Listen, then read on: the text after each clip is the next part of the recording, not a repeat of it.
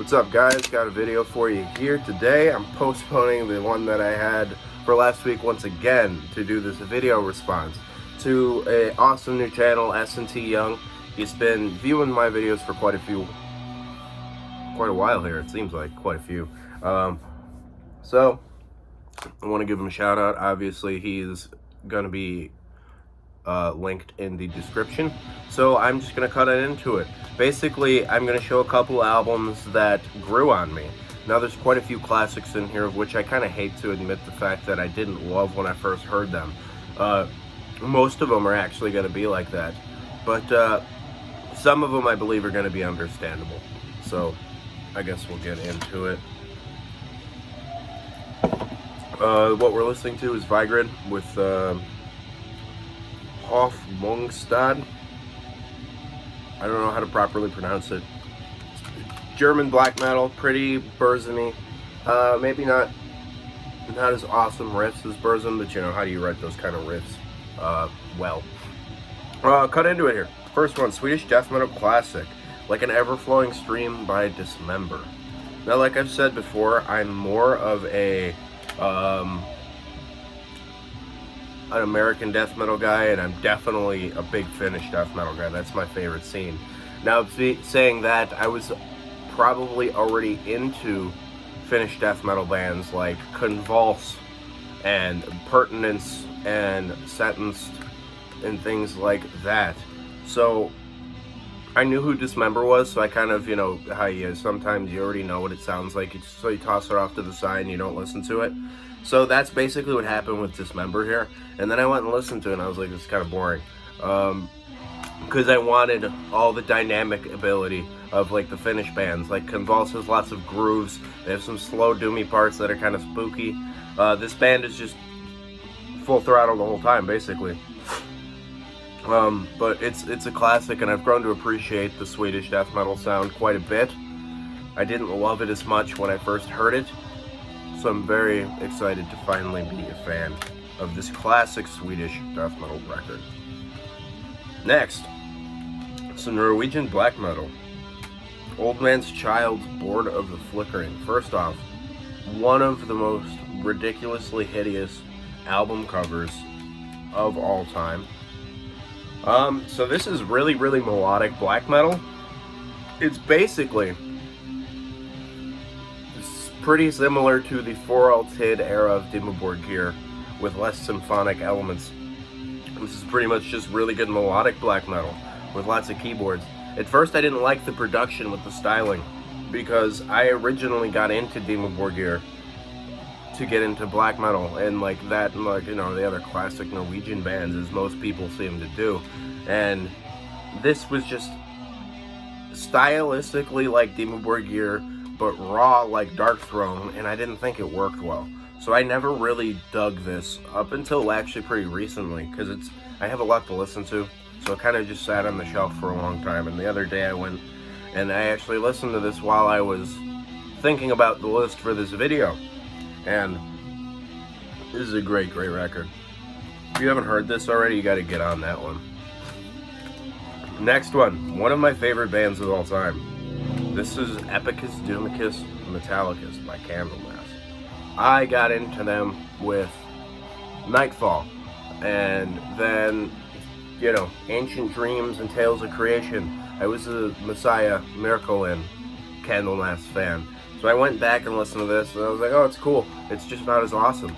But listening back to it, knowing that it doesn't matter if the vocalist is Messiah, Miracle in, if the style is the same, the vocal delivery is almost just as good, it's something to love anyway. Especially tunes like Solitude, which is one of the coolest doom metal tracks ever. A Sorcerer's Pledge is a great one. The whole record is great. The entire thing, every single tune. So, yeah, this one took a little while for me to really appreciate, because I had this complex about Messiah, Miracle and not being on this one. But yeah, so next one. You guys know my opinion on grindcore. Not a huge fan whatsoever, but if it's mixed in with other things, I probably dig it a lot more. This is Ultimo Mondo Cannibale by Impetigo. Impetigo is one of the filthiest friggin' bands ever. Nasty, nasty music, and it is just super, super good. I didn't like this all that much up until when I bought it. Like, I went ahead and bought it, and I bought a long sleeve t-shirt as well with the CD, so I was like, I better get the CD as well. I liked it, but I didn't adore it. And now I'm just like, this is one of the few grind albums that I actually care about listening to. This one, as well as, you know, all the other kind of death grind from this era, really fit the bill for me. So, Impetigo. Next, definitely, a lot of people probably had a similar idea about this album as I did. This is Killing Technology by Voivod. I was listening to this after trying to compile this list because I was looking at albums and I was like, oh, I'm not too into. I'm a recent Voivod fan, I gotta say. I put this on while cooking the other day, and it's a great record. I don't want to call it catchy. Definitely the worst part of it still for me is the vocals. They're not awesome, but the riffs are just unfathomable. They're just super cool. You can hear what he's doing. He's using weird inversions. He's using goofy jazz chords and diminished chords and augmented chords. And I noticed a lot of tritone action on there, especially played instead of power chords. It makes for a really interesting progressive style. Like, this is definitely a progressive thrash metal album, but it's just it's something I didn't dig when I first heard it. I thought it was sloppy. I thought it was dumb sounding, and that's obviously before I had an appreciation for theoretical music. So yeah, Voivod. Next, oof. I hate to admit this one. Storm of the Lights Bane by Dissection. I was a latecomer to Dissection because it was another thing like Dismember where I was like, oh, I already know what it sounds like. So I just never bothered to listen to it. So I went years without owning this. And I got this disc from my buddy Travis here on YouTube, Lyrici17, good guy. And he sent this to me however long ago, and we traded something for it a couple years back. And I think I had the Somberlane, but it took me a while to get into this because I just never had it. Now, honestly, the first time I really sat around and listened to it and not just skimmed through it on YouTube, I was like, alright, this is amazing. I understand the hype. This is better than most of the other melodic bands that I've ever heard. But, you know, classic. Next, this one's more for the project entirely, especially because this is the only album I actually like. I hated this band for a long time, up until this album came out. This is Myrkur with Folksang. Folk song? I don't know. This is like a Nordic folk album with lots of ambience to it. I absolutely loathed all of this woman's attempts at making black metal for a multitude of reasons, but I heard a clip of this on Instagram on somebody's story, and I was like, hey, I should probably check that out. And then I wound up digging it quite a bit, and then I ordered it off, I don't know, probably Amazon real quick, just a, you know, little quick free shipping deal. This is a awesome album. If you guys have not heard this and you just see it says Myrkur and you hated it, I understand, first off. But second, definitely go give this a try. If you like stuff like Wardruna and stuff like that, you know, Heilung, or some of the other bands. I don't know how to pronounce any of their names, so it's hard to keep them in my memory. But yeah, Myrkur. Next, some nasty old school death metal, also very underappreciated. This came out in the late 80s, so I think that this should be mentioned in the same breath as Death and such. But, yeah. Season of the Dead by Necrophagia. Necrophagia is a Louisiana death metal band. And I listened to this and I was like, This is an absolute sloppy mess. These guys should just stop. That's kind of one of the first thoughts that I had. I was like, yeah. It's kind of like weird thrash with some darkness to it, but it sounds terrible. And I didn't like it for a while. And I bought the CD, and so I just had it. So I was kind of dealing with just having it for a while, and then I wound up re-listening to it. I don't remember. I got like a hankering, probably listening to Hellcast, listening to them talk about the old school stuff and the kind of proto-death metal movement. And I went back and I jammed this, and I was like, man, I kind of get it now. This is a great one. Necrophagia. Next, another one where it's basically, I didn't care much about the project entirely up until I really sat around and needed to listen to it, and I kind of just been slowly getting this stuff. This one in particular, my girlfriend got me for my birthday. This is Land by Tyr. Tyr is like, I don't even know what to call them. It's not like black metal. It's kind of folk metal, sorta. It's a lot of mid-era Bathory worship with some very clean stylings and all that. So I don't really know what to properly characterize these guys as. They are in my folk metal section on my rack, but I just I don't know. But it's cool. It's very epic, and it's a lot of fun to listen to, which is more than enough for me here. Big fan nowadays, at least. I don't listen to it all the time because it's not my preferred band for this style. I would usually just go listen to Bathory itself or maybe some Falkenbach stuff. But it's a good band for sure. Next, Sweet Death and Ecstasy by Midnight. I bought at the time the 3 Midnight albums at once. I know that there's still the new one, which I have yet to purchase, but I got this and I listened to the first 2. You know, they're pretty similar in styling. They're great records. And then I listened to this one and I was like, this is kind of boring.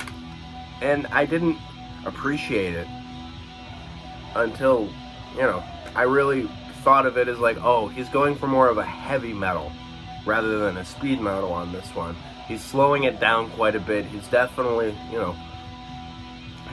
chilled out a little bit on this one compared to, what are the first 2? Satanic Ritual. Why can't I think of the name? Satanic Royalty, and what is the friggin' name, man? I don't know. You guys know which ones I'm talking about. I literally listened to it in the car yesterday. And, but those 2 are a lot more speed metal. This one slowed down quite a bit. So, yeah, it was a snoozer for me for a little while, but now I'm glad I appreciate it. Next, this one, Matust by Pohast. This is an international project featuring members of like Moon Sorrow and stuff like that. It's basically doom metal and Viking era Bathory mixed together into an awesome package with very blue, very wolfy album covers. Basically all of them seem to be like that. It's cool. The doom elements seem to be a little bit more prevalent, but the obvious Bathory influence is still there for sure. I believe this is also one of the members of Akitsa as well, which I'm not too big on Akitsa, but anything the guy in Moon Sorrow has to do with is usually going to be really good.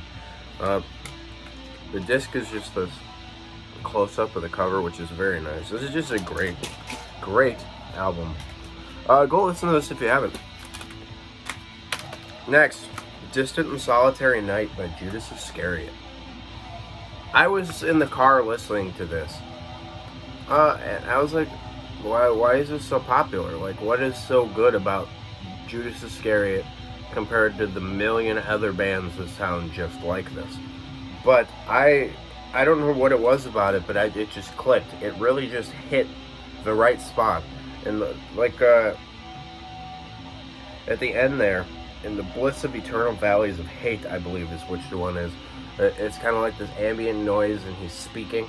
It's either that one or Portions of Eternity Too Great for the Eyes of Man. I think it's that one, actually. And it's kind of just the closing of the album. It's this, like, open, airy darkness soundscape with just this kind of creepy dialogue going on, and it just really works. The whole album just really works. I don't know what it is, but I feel like most Judas Iscariot kind of has that element to it. Great one. Next, again, you guys know I'm not a grind guy, but this is Repulsion's Horrified. I got this and I was like, oh, okay, another sloppy mess. I like every tune, or I don't really care about any of these tunes besides Black Breath. But that being still probably the best tune on here, there's some really cool elements to this album. It's nasty, but it is also catchy, and it's well driven, and it can be a lot of fun. It's just not my regular listening. I'm not a huge grind guy. I don't know what more to say than that. But I'm glad this finally grew on me, and I finally can appreciate this.